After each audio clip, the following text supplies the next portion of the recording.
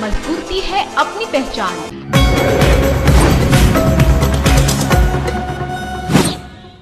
झारखंड में राष्ट्रपति शासन पूरी तरह फेल हो गया है। राष्ट्रपति शासन से कभी भी राज्य का भला नहीं हो सकता है। राष्ट्रपति शासन एक षड्यंत्र का परिणाम है। यह बातें भाजपा के प्रदेश अध्यक्ष रविंद्र राय ने बोकारो परिसदन में पत्रकारों से बातचीत के दौरान कही। उन्होंने कहा कि कागज पढ़कर सरकार चलाने की कोशिश हो रही है। झारखंड राजनीतिक अस्थिरता के दौर से गुजर रहा है। भाजपा इस राज्य की राजनीतिक अस्थिरता को दूर करने का हर संभव प्रयास करेगी। झारखंड की जनता स्थायी मजबूत सरकार बनाने को तैयार है। कार्यक्रम में जिले से लेकर प्रखंड स्तर तक सभी नेता व कार्यकर्ता शामिल थे। लोकतांत्रिक व्यवस्था है, उसमें जिस प्रकार का ग्रहण लगा हुआ है झारखंड में, तो मजबूत राजनीतिक विकल्प की तलाश झारखंड की जनता कर रही है और उसकी पूर्ति बोकारो की जनता कर सकती है। तंत्रकारी पार्टी कांग्रेस और राजनीतिक अनिश्चितता को बुलावा देने वाली क्षेत्रीय पार्टियों का बोलबाला पिछले चुनाव में यहाँ देखने को मिला। मेरी प्रार्थना यहाँ के लोगों से इतनी है कि आने वाले समय में कम से कम झारखंड को इस अनिश्चितता के दौर से उबारने का काम करें।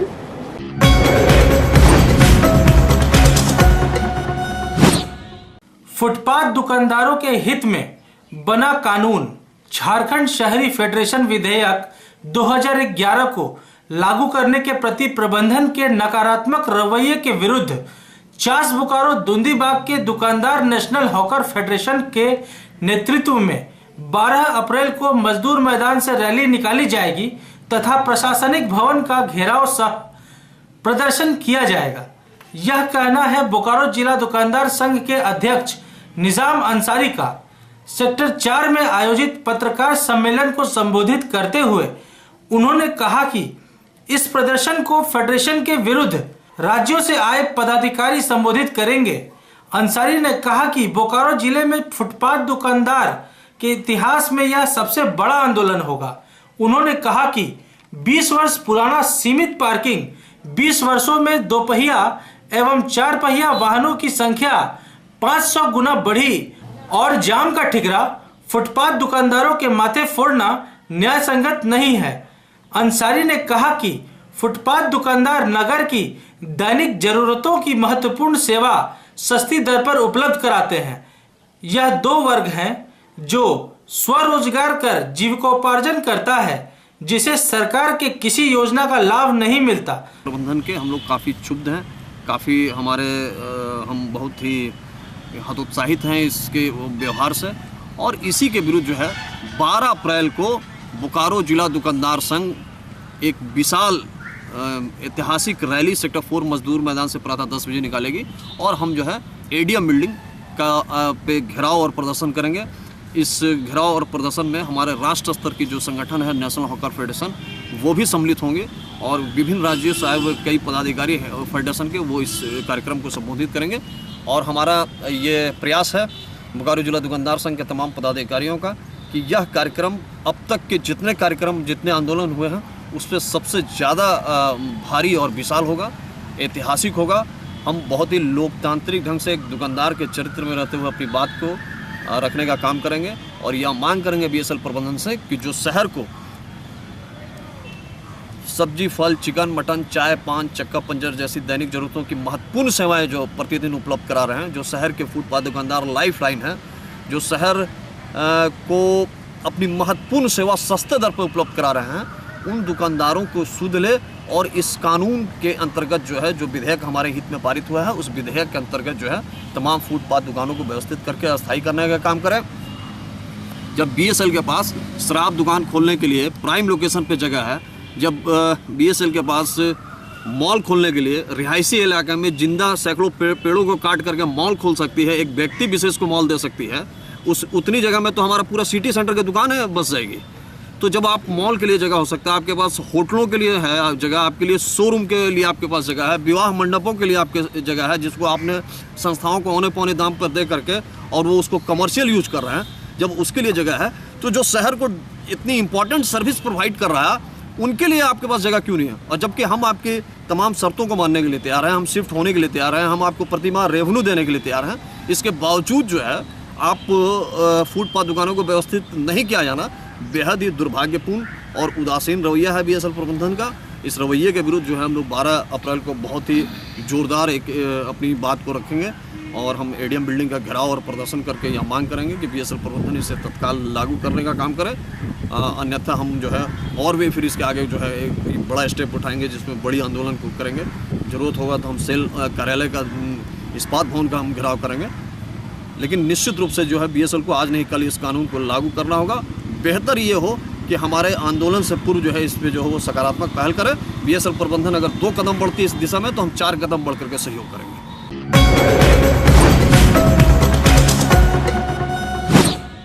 उत्कल सेवा समिति के तत्वाधान में सेक्टर 4 स्थित जगन्नाथ मंदिर प्रांगण में उत्कल दिवस का आयोजन किया गया।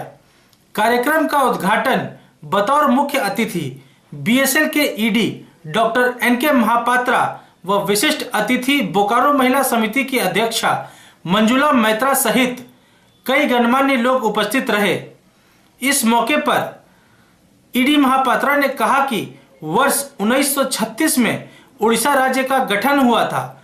उस समय से लेकर आज तक उत्कल दिवस के रूप में इसे मनाया जाता है।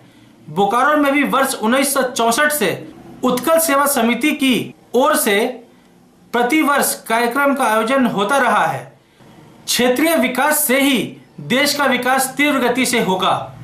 इसी दौरान उड़ीसा के बालासोर के नृत्य संगीत कला निकेतन के कलाकारों ने सांस्कृतिक प्रस्तुति से कार्यक्रम में मौजूद अतिथियों को मंत्रमुग्ध कर दिया एवं उत्कल सेवा समिति की ओर से पूर्व में आयोजित विभिन्न प्रतियोगियों को पुरस्कृत भी किया गया।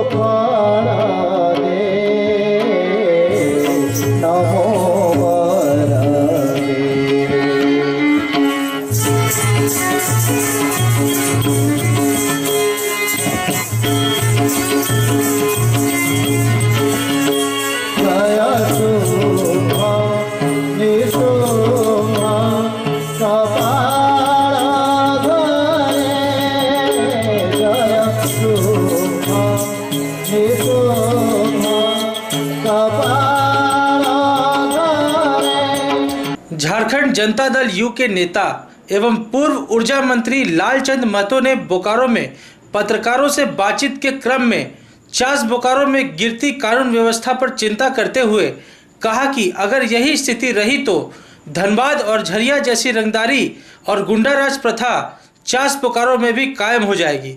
उन्होंने आरोप लगाया कि चास बोकारो में भूमाफियाओं और कथित गुंडों को पुलिस द्वारा भरपूर संरक्षण दिया जा रहा है।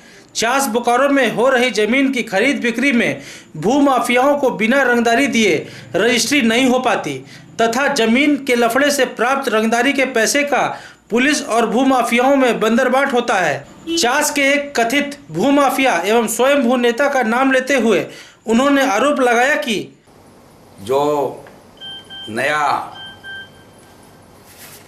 क्रिमिनलाइजेशन हो रहा है, जो जानकारी मिली है कि भुल्लू पासवान करके कोई वहाँ उभरता हुआ क्रिमिनल है और वो किसी पुलिस इंस्पेक्टर का बेटा है। हमें जानकारी मिली कि पूरे चास बाज़ार में, चास के इर्द गिर्द कॉलोनियों में आतंक का माहौल जो है वो बनाए हुए है। वहाँ पर जो दलाल लोग हैं, जो वहाँ ज़मीन का जो माफिया लोग हैं, वो वैसे माफियाओं को मदद करना और उसका दलाली करना और नए नए अपराधी को पैदा करना, यही जो है आपका थाना का अभी काम हो गया है। तो इसीलिए हम यहाँ के नए डीआईजी हैं, जो एसपी हैं और राज्य सरकार के जो प्रशासन है, जांच करके और आपका क्रिमिनल एक्ट के तहत, गुंडा एक्ट के तहत जो है अविलंब जो है गुल्लू पासवान को गिरफ्तारी होना चाहिए और उसका पिता का धौंस लगा करके जो यहाँ वो आतंक फैलाए हुए है उसके पिता को भी चेक करना चाहिए। ये हमारी आज के आने का मुख्य उद्देश्य रहा है।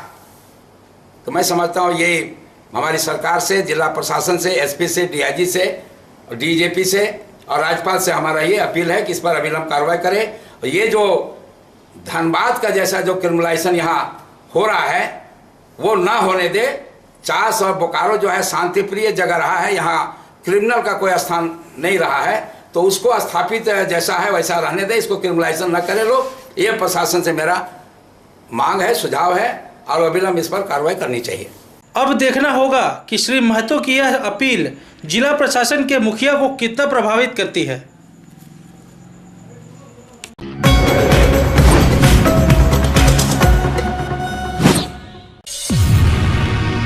श्री राम वाटिका, रिसर्च एंड फेयर, मजबूती है अपनी पहचान।